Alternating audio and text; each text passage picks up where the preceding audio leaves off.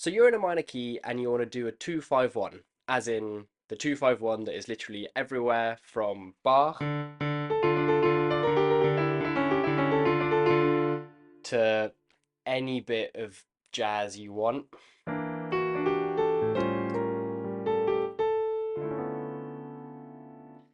So it's always a good idea to have a few different ways of spicing this up a bit.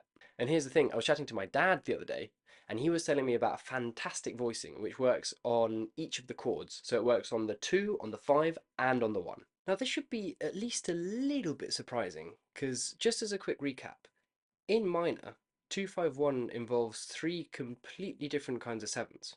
Right, the 2 is a semi-diminished,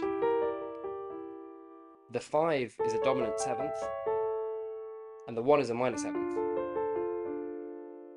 So what is this voicing that works over all three chords? Well, you've got a major third, a major second, and a perfect fourth. Now, if we play this over the 2, it's actually relatively easy to see what's going on, because these three notes are actually just part of the 2 chord. And the remaining note is just this 4 instead of the 3. Now, over the 5, we get this. Again, major third, major second, perfect fourth. And over the 1, again.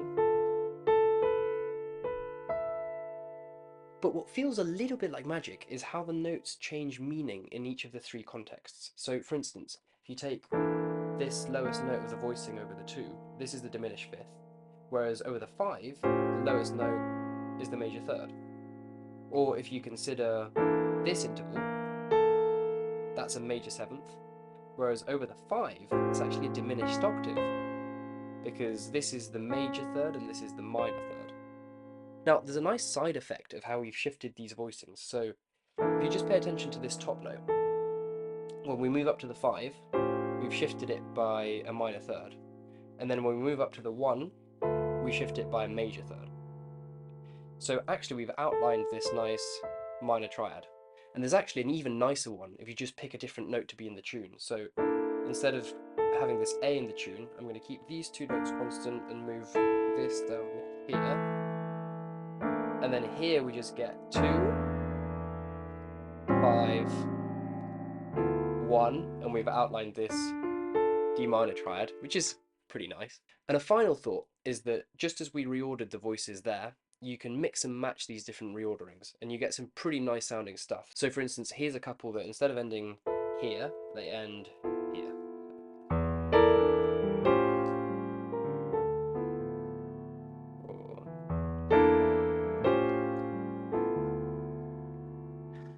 Take it through all 12 keys and enjoy.